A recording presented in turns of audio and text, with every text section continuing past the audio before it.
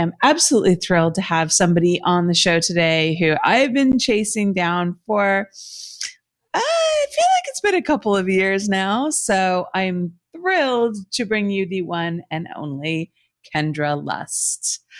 Hi. Hi there. Thank you. I'm happy that we finally did this. It's been a while. I mean, we kind of had gone back and forth, and I'm glad we made it work. So happy to be here. Well, I was always trying to get you to come into the studio when one could actually have podcasts in the studio, and you don't live in California. So understandably, every time you came out, you were working on a job or something like that. So you didn't really have time to come in. So it's funny how quarantine has actually enabled me to get some people on who I couldn't get before because they were too busy. Aw. Because they would have locked you down. Right. That's okay. I mean, I think, it's not easy. However, for us all, it's a new norm, but at this point, it is what it is, and it's our new norm, and we just have to go with it. So how have you been handling the quarantine? I know you do a lot of work from home. I know you've always been very much like the entrepreneur businesswoman type. So have you found ways to take advantage of this like forced kind of pause on your life? I am always busy. I'm always doing something. I don't sit still very well. So for me, it's kind of forced me to stay home and not do as much traveling. I was traveling probably 7 to 10 days a month. And now a lot of work I can do from home, which is great. I'm investing in some real estate so that it's a seller's market, unfortunately. However, there are so many homes right now, and they're getting bought up fast, but there's just so many in the area that I want. So time is of the essence. I've been doing that. OnlyFans podcast, just that's about it. So enjoying some family time. So it's good. It's kind of almost an interesting blessing. At least it has been for me, because same thing. It's obviously like I'm not really doing shooting anymore on set, and that forced pause in my life has I think helped me. I don't know. Has that like had you kind of reevaluate how you work and how you do business? Because I know that it has for me. Like I started to see where there was actually value where I put my time versus where there wasn't value where I put my time. And I think I got so caught up in the day to day that I never really had the opportunity to be like, okay, wow, this is worth my time. And this is actually not really worth my time. Yeah. I think for me, I don't ever feel like I think this is for a lot of people, there's never enough time in a day. You're trying to squeeze so many different things and appointments, and now with the homeschooling thing, wow, we need a whole forum and an episode for that. I'm going to get some of the ladies that live in my sub and some of my friends. We're going to have some wine and we're going to have some laughs, because it's either that, alcoholism. I don't know. It's just, wow. It's nuts. Like I respected teachers before, but now I have a whole new respect for what they do, the amount of patience, and how much they really, really impact our youth. So kudos to all the teachers out there.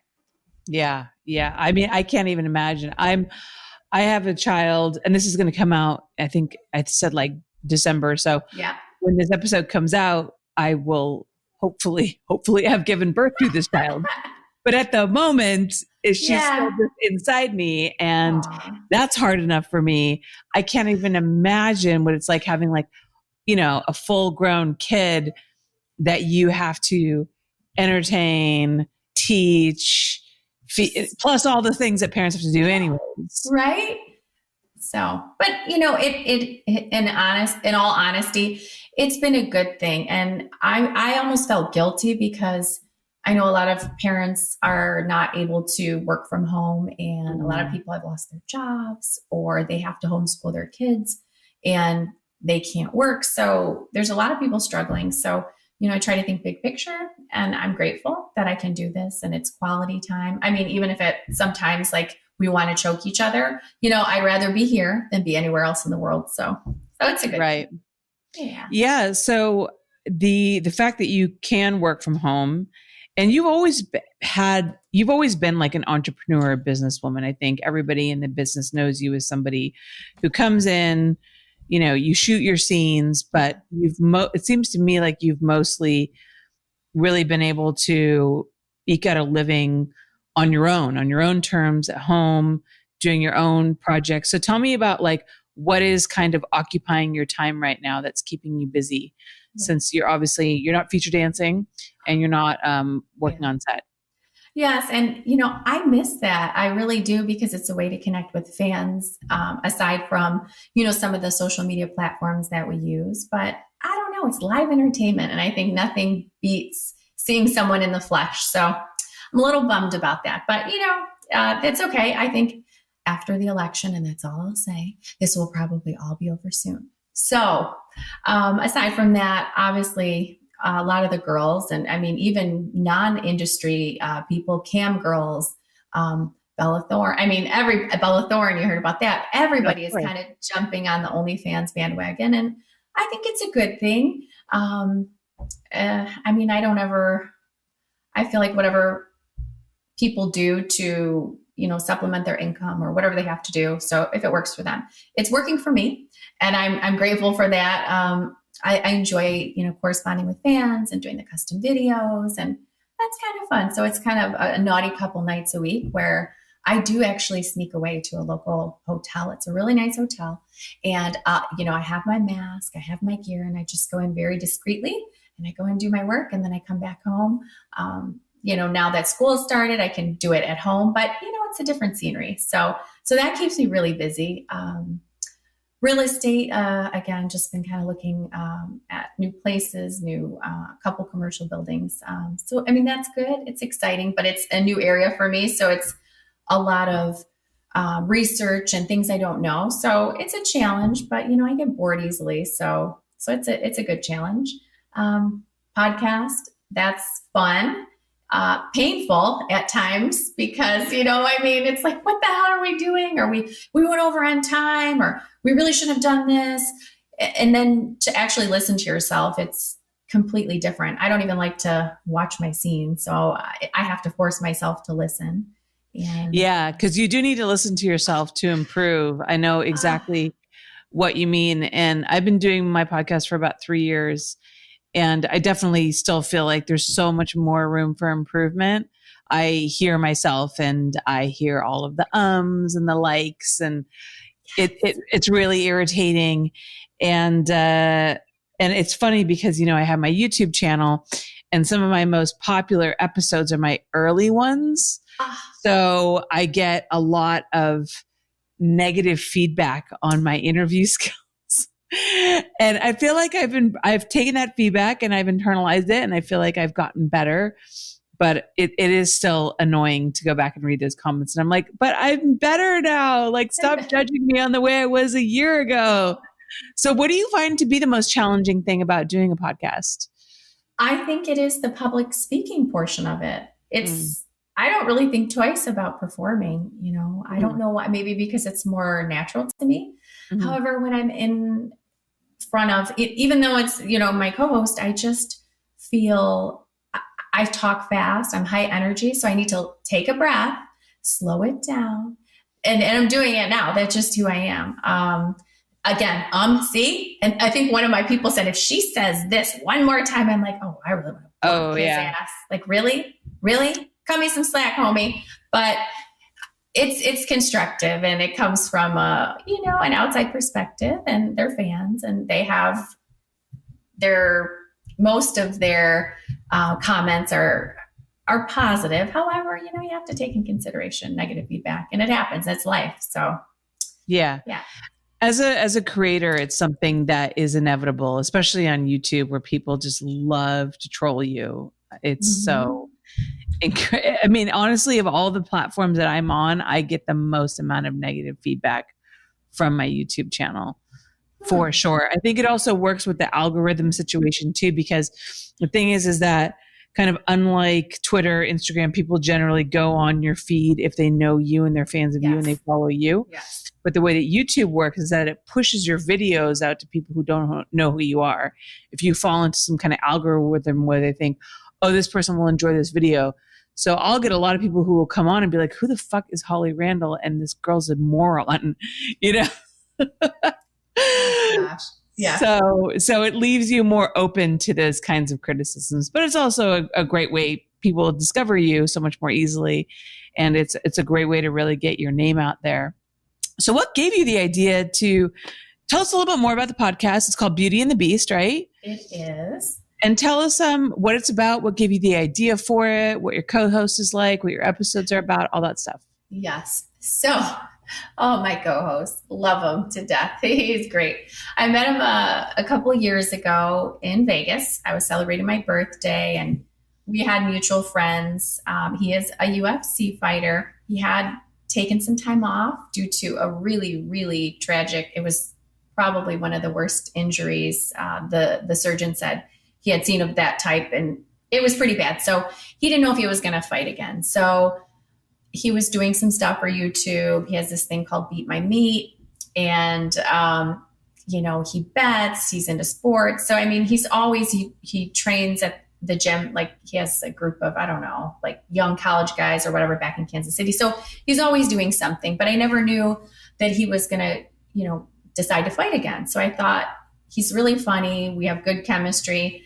And I knew I couldn't do it myself. I mean, I could, but no, I just don't. No, let's be real. I need somebody who's a little bit more humorous and witty, and that was him. So I asked him, I said, I was thinking about doing a podcast. Have you ever thought about doing it? Or is that something that interests you? I think it would be really cool. And we'd do well together. And he said, yeah, that's, sounds good to me. I think that'd be cool. I don't have anything going on right now. At that time, he didn't have a fight. So we just started kind of going back and forth and coming up with ideas. And Beauty and the Beast, some days he's the beauty and I'm the beast, depending, on what kind of day I've had. However, he came up with the name and I was like, I like that. So it's kind of how we came up with the name. And it talks about, just what we did over the past week. We talk a little bit about MMA, a little bit about sex. We feature like a hottie of the week on Instagram. What else? We do this game called, instead of, how the fuck, marry, kill game, we do porno wedding fight. So who'd you want to make a porno with, he would marry and then fight. So it's kind of fun and we're still learning our way and our time but it's okay. It's a process and it's another challenge and I need something else to do because I can't have sex on film right now. So yeah. Right. And it's nice to use your, your image and your popularity to expand into other areas. And podcasting is definitely something that's growing. So whenever people ask me, they're like, do you think I should get into podcasting? I was like, yeah. Mm-hmm. It's interesting how, and obviously, like, do you guys release on the audio platforms as well as we YouTube? Do Spotify, Apple, and Apple. Mm-hmm. Isn't it interesting how it's kind of like come back around to radio almost, in these technological times where obviously video continues to improve, people are still very much drawn to just the audio format. Yes. Yeah, I think so too. And I think, oh gosh, my WhatsApp, I'm getting a stranger calling. That's okay. I've had a FaceTime call from a who knows number.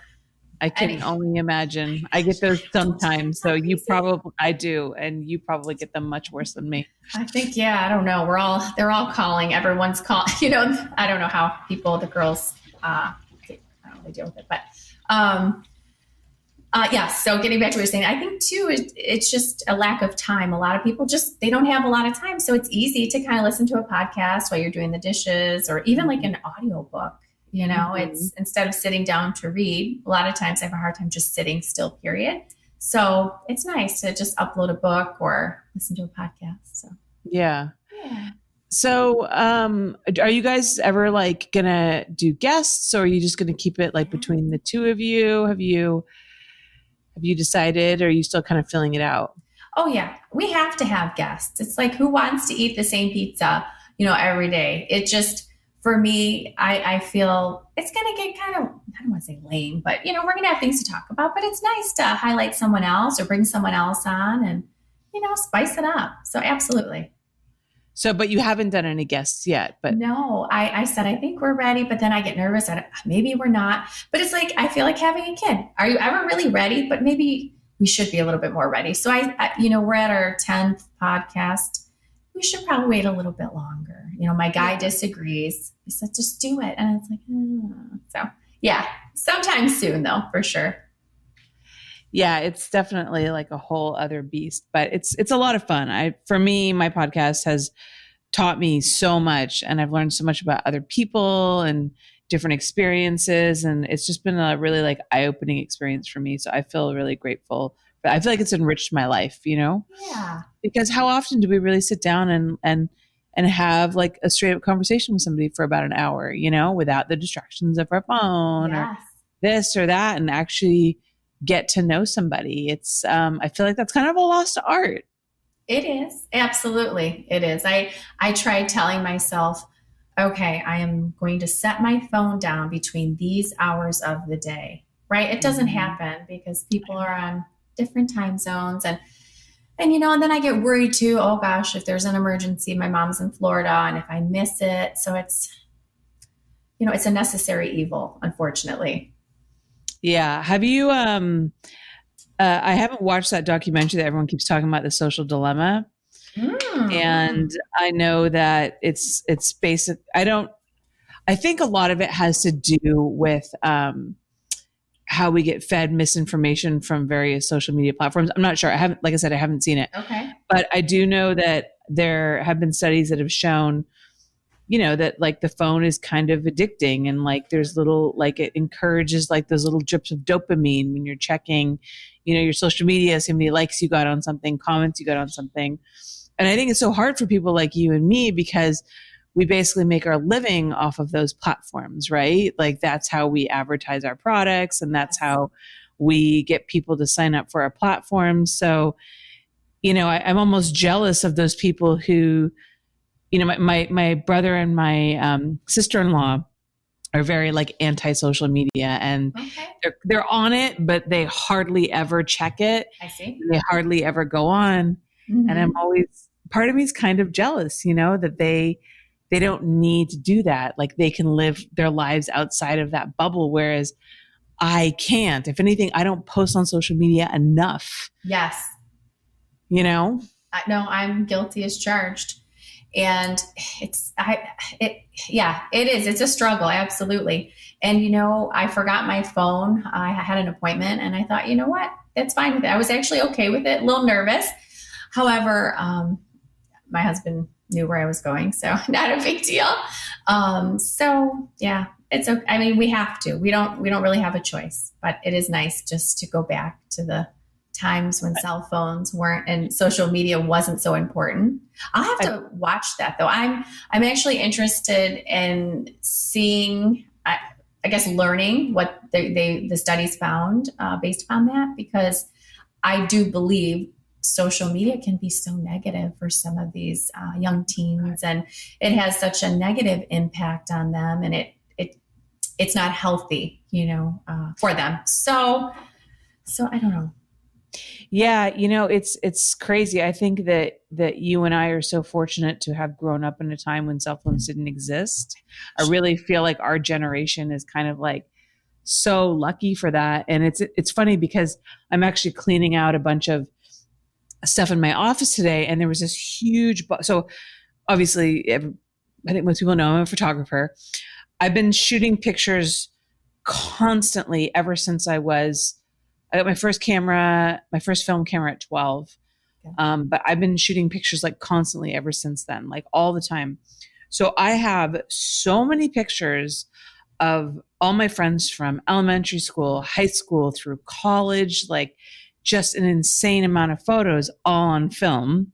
Aww. So I was going through all of the pictures today and just finding all of these like hilarious photos of me, like stupid photos of me when I was a dumb kid, like smoking bong loads and, just being like a dumb teenager and like, but it's all like, none of it's online because that didn't exist back then. I have all the pictures in the next room, but it's like, it's on film. It's mine. Like I can control it. Yes. And I just feel so grateful for that. And, even, my husband and I were kind of talking about, our daughter, and I already like got her Instagram handle, like her full her full name just so that she could have it. But he was just like, I don't think that you should use it. I don't think you should post anything on it because, we need to give her the option to decide how visible she wants to be online. Because now once you're online and your information gets out there, it's like you're in the system, and it's just you have no privacy. Yeah, absolutely. He's a private investigator, so he kind of knows all about that. Yes. I kind of agree with your husband. Yeah. I'm not gonna, we have very different views on Instagram with our little one. And I wanted it on private, and he says I monitor it every day, and he does. However, I just don't like it. I don't like her being exposed with all of the predators out there. I need to protect her, and that, and he does. And I mean, I know how to handle myself.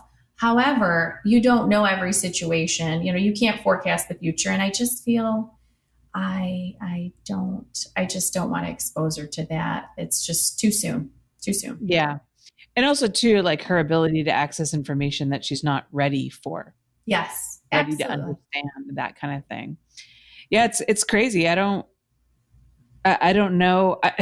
Part of me like selfishly hopes that by the time my daughter is old enough to like go online, that somehow we would have figured out how to like handle kids online appropriately, or there'll be like safeguards in place. Like the world will have figured it out by then, because right now, I mean, with your kid, you're going through that whole, like, people are trying to navigate that now. Absolutely. Yeah, it's all going to come out in the wash, Holly. It is. And so funny, because like some of my neighbors, funny story. Let me just tell you about this one. I don't know if I'm going bird walking too much off the plan, but I moved in, and apparently this sub, it's a small sub, and the real estate agent, apparently knew who I was, never told me that. He's selling the new houses. I'm like, okay, cool. So I'm really trying to go under the radar, like look real, just, plain Jane. Anyway, well, he told the entire sub. So before I even moved into the house, they all knew. So, I have people coming up selling Girl Scout cookies. Of course I'm going to buy Girl Scout cookies. I mean, we all are neighbors. They're delicious. And yeah, right. And they're delicious. Exactly. The thin mints, or the little, oh my God. So yeah, come to find out, but that's okay. But, in all honesty, I think people had a stereotype of what somebody in the adult industry does or looks like, or how they behave. And I think when they got to actually know me, then they didn't have to give me a chance. I really didn't care, but I was hoping that we could all get along. It doesn't always happen.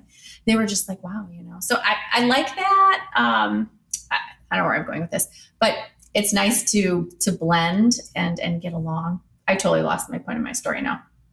Oh, being exposed. So it's kind of a good thing, because, our little one sees that other people are accepting that I'm just normal, whatever normal is, but we're not having wild orgies at our house every night. Okay. It's not a free for all, fuck fest. We're not doing all kinds of crazy things that people think. We see that those types of things for, vacations and getaways, and, we don't do that here. So, but yeah, it's coming. It's coming.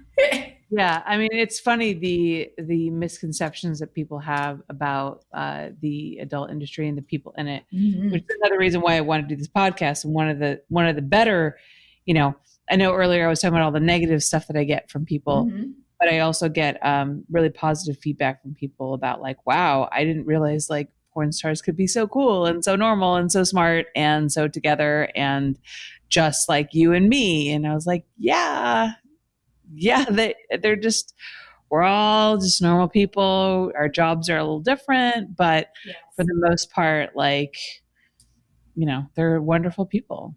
Yeah, I like that. So I'm glad that they're giving you positive feedback regarding that, because, we're like the black sheep and whatever. It is what it is. But we know that going into this, we open ourselves up to criticism, And if you don't have thick skin, you're not going to be able to handle it, or, you won't succeed. So now, one of the things that is synonymous with the name Kendra Lust is fitness. You're in incredible shape.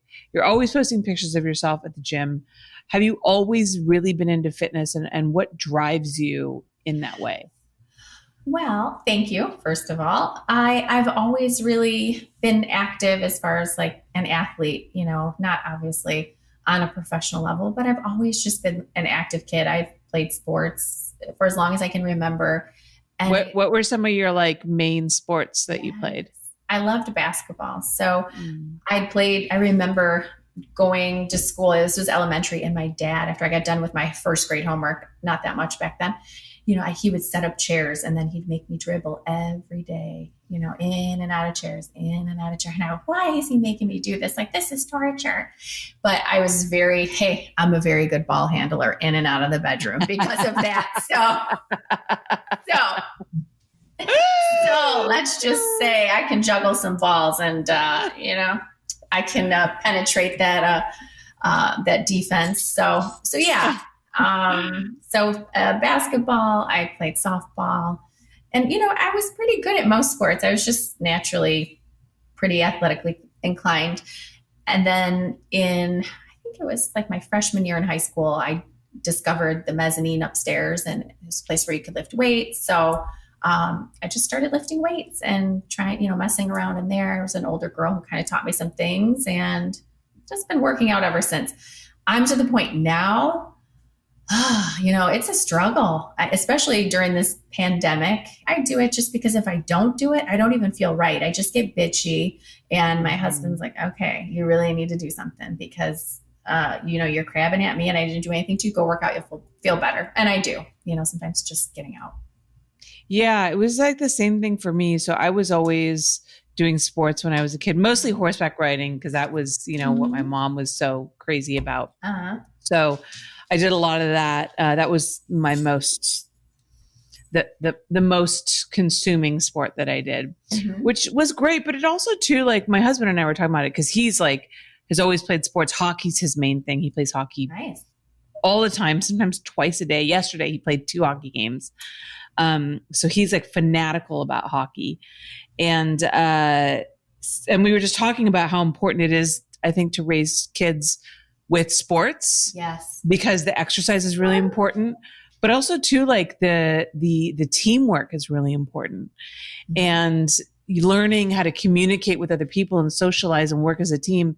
And that's something that I didn't really get with horseback riding, because horseback riding is a very like isolating sport, kind of like ice skating in a way. Yes. So I feel like he was able to, create and forge like friendships and teammanship with people in a way that like I missed out on, kind of. So I kind of want, my kid to do more team sports, but, yeah, I think it's important. And, I've never like loved exercise, to be honest. I still don't love it. Like I don't enjoy, I won't lie. Like when I'm working out, I'm always like, oh, when is this over? Yes. But you feel so much better afterwards. And so I was married before, very unhappy. And I actually started boxing. And that kind of changed my life, because that became an exercise that I enjoyed, and that got me into shape, and it got me into a place where I just realized how essential working out was to my life and to my mental health, like you said. Absolutely. Just like felt so much.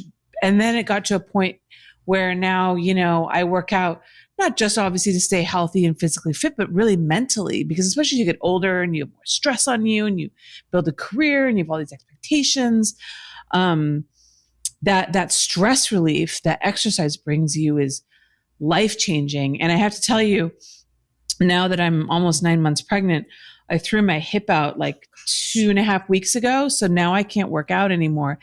And it is like, no, I'm depressed because I've been spinning this whole time. I got a Peloton, which is the best. Yes. And I've been spinning this whole time, and now I can't do it. And I find that like I can't even go on walks. Like the inability to exercise has really affected my mental health. Yeah, and I can completely relate to that. A lot of people after injury or they're down, it's just hard. You kind of get into a slump and you just don't. Your muscles are. It feels like, I know, for lack of better terms, it's like they're sleeping, like they're not even awake. Like what's going on? Mhm. So, have you tried? I'm curious. What about, like, can you do yoga, like pregnancy yoga? I would I am. really. Okay. I have an instructor who I'm seeing once a week for private yoga classes. Right. And, but it's just like, especially at this stage, it's mostly Awkward, right? stretch, and it's mostly just stretching. And I'm just trying to remind myself that this is temporary. She will come. I will get back on it. And, like, just trying to be kind to myself. But yeah, just in terms of like mental health, I think exercise is so incredibly important. So I think it's great that you kind of really push that lifestyle, because I think it's such a great example for people. Yes. You know. Thank you. I thank you, and I do think it is a way to kind of empower young women, or just, more so women I can relate to, because there will be girls in the gym, and when they're in their 20s and they're like, oh, and it's a compliment to me, because I mean, they wake up and it's like effortless and they look great. But I think at that stage in their life, they're still looking for something that they want, or they don't understand who they are, or they just, they're figuring things out. So, they reach out. Some of the girls will say, oh, what do you do for this? Or, what do you do? Or like, oh, I really like your lips or whatever. And I'm like, hey, I'm in my 40s. It's like, it's not easy. I can't wake up, but here I'll tell you, if you like your lip, you want to get your lips done. I'll say, I went to a doctor a couple of years ago and just got like one syringe, or, so it's like sharing these little tidbits of, information, like with these girls, and just on ways to be healthy. And I don't know, just having these small little talks. Like, it was cute. I had a talk with a girl yesterday at the gym, and she said something. She said something about, I want to, build, it's always the butt these days, right? I want to build and I was like, you've got a really nice shape, you're proportionate, and ultimately you want to, you should want to do this for yourself. I don't know if you have a boyfriend, but don't ever try to please or the person you're with, because ultimately you live with the person that you are, and you have to be okay with you. Because at the end of the day, men like variety anyway. You can be their ideal woman and they're still going to look and maybe desire someone else, not necessarily act upon it. But, you don't, I guess my point is, don't try to chase something for someone else. Just get to a place where you're okay with you. But I know that comes in time. But it's a good place, I think, for me, because I feel like I'm helping, Yeah. Obviously you look incredible, and you're such a wonderful example to how, you can be an older woman and still look better than most 20-year-olds. And it's not, it's not all about like, how old you are, which is something that I've only started to appreciate as I get older. Yeah. Obviously, I think that happens to all of us. But you also, like, and you said that you've had your lips done and stuff. So like, like myself, I've had work done here and there, but it's like, those little maintenance things to try to age gracefully. So I feel like I see a lot of girls in our industry, and again, like, don't want to body shame people or anything like that, but I see people going way over the top. And I feel like a lot of body dysmorphia is starting to get wrapped into that, where girls think, I'm not pretty enough, my lips aren't big enough, my boobs aren't big enough, my butt isn't big enough. And they're starting to do these things to themselves that, I don't know, just I'm to me, they look weird. And I feel like to them, they're still not happy with how they look, because they continue to do more and more. So how do you feel about that? Like, do you see girls in the industry and you think like, oh my God, like, how is your thought process when you see that? I was, one of those girls up until not too long ago. And, it's not easy to admit that. However, I feel the industry, I don't want to badmouth the industry, because the industry doesn't make you feel a certain way. Nobody can make you feel a certain way unless you allow them to do so. Right. However, it can have an impact on what is, I guess, what people are desiring or what's selling, what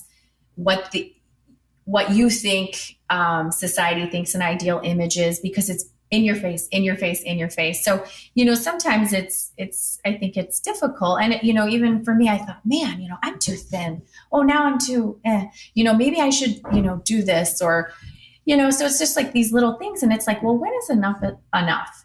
When am I going to be okay with me? I am worthy. I am, beautiful, not only here. And I'm not saying that in a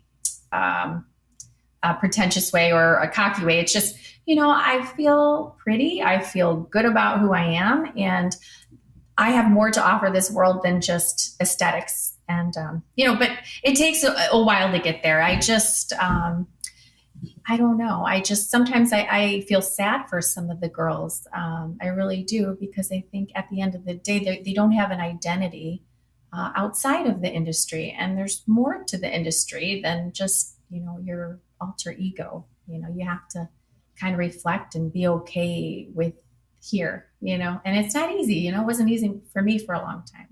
So how do you think that you got to a place where you are happy with who you are inside and who you are on the outside? Do you think it just comes, like that sort of thing just comes with getting older and wisdom, or were there specific things that happened in your life?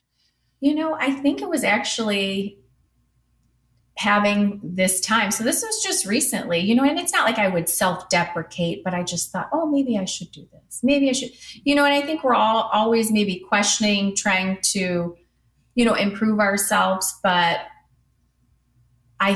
what helped me was, I'm not really filming as much anymore. And I put it into perspective. I don't want to not look like my child, and like, I try to enhance or like do subtle improvements to be a better version of myself. However, I think it was just reflecting on what's really important for me and where I want to focus my money, my energy. And ultimately, you kind of have to like work on your inside and internal happiness before any of that. I shouldn't say that, but I feel like if you're not happy here, you're going to constantly be chasing no matter how much you do to yourself, because you're always trying to fill a void, because you're never really okay with you, or, you don't learn to love yourself. Right. So it's always a work in progress. I think it's just part of it. I think too, is just how we're made, our brain chemistry and our personality, those things. But, the industry is not always, it's positive for me, or at least I felt it was, like, as far as, exploring my sexuality and putting it out there and owning that. But sometimes, it's not always easy to be in the spotlight, but. Yeah. I mean, I think you can say that just about the entertainment industry in general, anything that's focusing on the way that you look and having to sell your image is obviously going to give you insecurities about that. Yeah. So that's, I think, totally inevitable. So how do you, like, is there anything specific that you do that makes you feel like good about yourself, that helps you build your own self-esteem? Like, maybe, I don't know, would you have any advice for maybe girls that are coming into the industry or want to put themselves in that spotlight? Maybe some things that you wish you had done better earlier in your career, or things that you think you figured out by now? I think, in all honesty, I didn't have this advice going in, because I still was trying to figure out, I guess, who I wanted to be or what I wanted out of the industry. I think ultimately what I learned is, there's always going to be, a performer who's better or maybe more aesthetically pleasing, or, does things better than you. However, I really feel at this point in my life, maybe it's because I have like zero competition left in me. Like, I've just, whatever, toss in the towel, baby. Like, it is what it is. Like, but it's like, you're really only in competition with yourself. And if you focus on, oh, this girl's doing this, and, it's like, it's not healthy, and I feel it's important for us to empower each other, encourage each other, And maybe not everyone, you can walk into a room and, there's all these beautiful women. However, you can learn something from them, and you shouldn't really judge somebody just by the way they look, or maybe be guarded or not want to get to know them because of the way they look, because of your own insecurities. You really have to, I don't accept people for who they are, and just don't be judgy, be kind, because you really never know. I mean, what that person's going through, what they've been through, what maybe a good friendship that you're missing out on. I mean, you don't know. So just be kind. Don't be an asshole. That's it. Okay. Let me just sum it up. Don't be an asshole. Wise words to live by, for sure. Yeah. So I wish more people followed that. So how did you actually end up getting into the adult industry? Okay, so when I first started in the industry, I thought, like, I'm just going to do girl. Well, you're coming in as a MILF doing girl. It's just not going to fly. There's only so many things that you can do. So I first filmed with Brazzers, and I had probably I got along with him fine, but he was known for being one of the most difficult directors in the industry. So, oh, wow.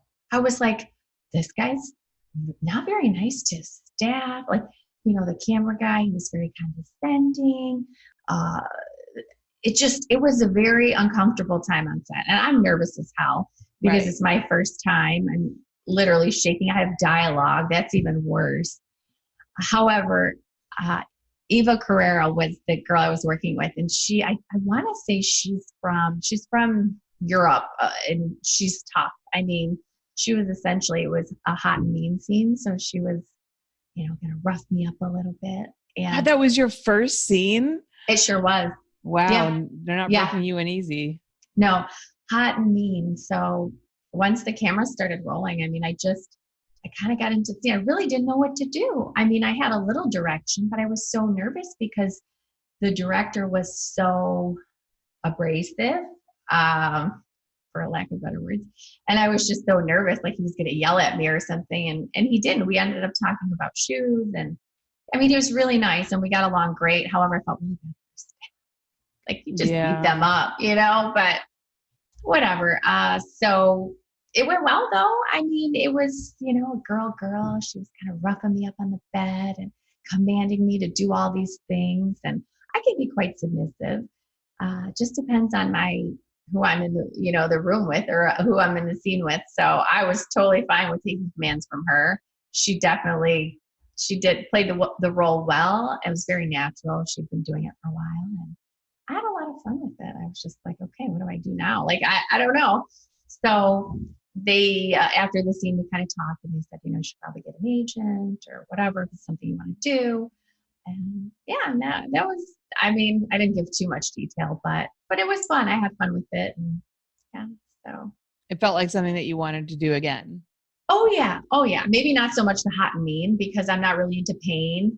It's just not my thing. I don't really even like to be slapped around too much. I think it's like a gentle, like a love, but I'm not into, oh yeah, beat me up, or like, I want to have marks. No, that's not, for me, that's not passion. That's not sex. It's not fun. Like, I'm not getting my ass beat. Like, no, Yeah. So, but yeah, I don't think I did too many of those scenes. I mean, but it was fun. It was cool. It was something different. I felt comfortable. I'm fine being naked in front of people. I mean, I walk around my house naked and, whatever. And if people see me, they shouldn't be looking in my, through my catwalk. Like, no, just whatever.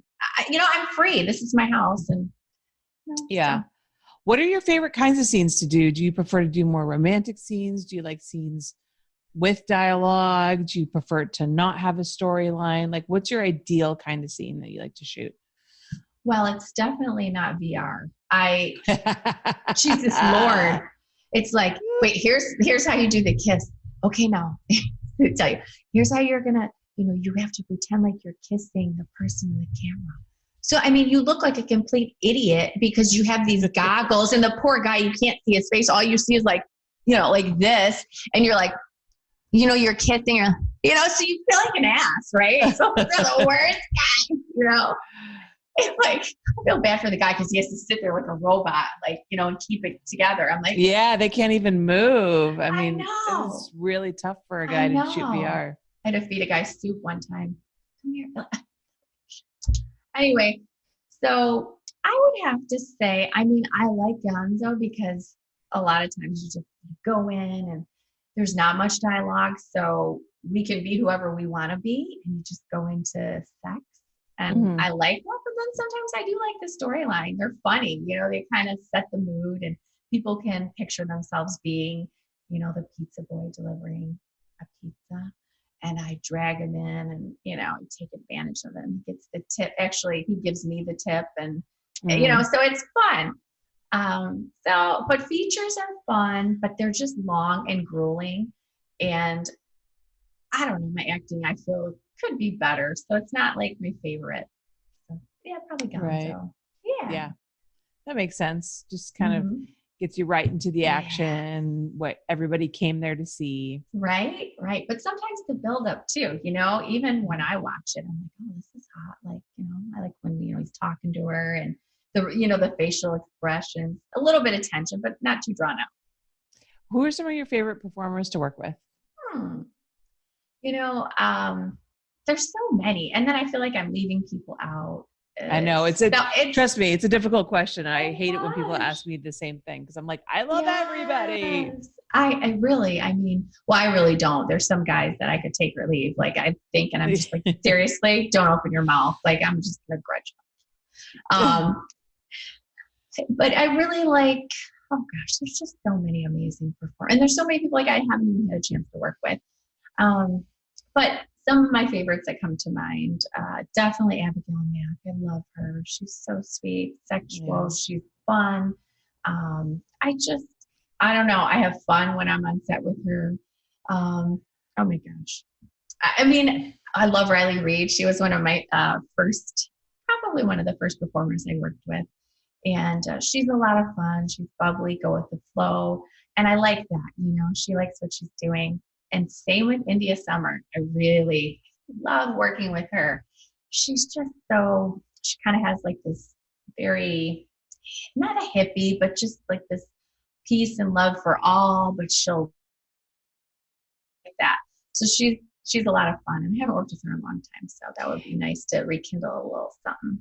She has a very I know what you mean when you say hippie. She's a very serene, kind of calming presence. Yeah. Like she could lead like a meditation group. It's like her voice is very soothing, but she's also really into sex and a great performer and very passionate. So it's an intoxicating mix. Yes.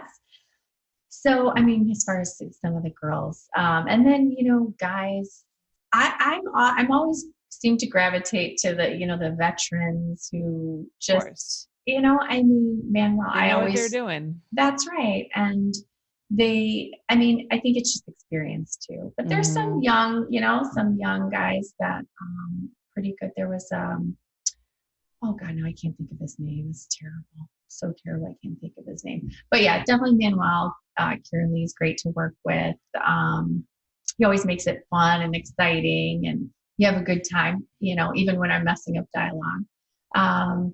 Gosh, Johnny Castle, I love him. Now he's more like I think like a brother than, so it's kind of awkward or it would be, but there's just so many. Those are just a few. And I could sit here and I don't know, you could probably ask me to, keep going on and on and on. So Yeah. Well, thank you so much, Kendra, for coming on. It was such a pleasure to have you and getting to know you. Thank you. Can you let everybody know where they can find you online and where they can access your podcast? Yeah, so the podcast is called Beauty and the Beast Podcast. It is available on Apple. It is on Spotify and YouTube. And then Instagram is Kendra Lust with the check mark. And I only say that because people sometimes will the one guy got catfished and I don't want people I don't ask for money. That's not me. So no. So Instagram's Kendra Lust as well as Twitter is Kendra Lust and all in with KendraLust.com. Yeah. And that's pretty much it. Fantastic.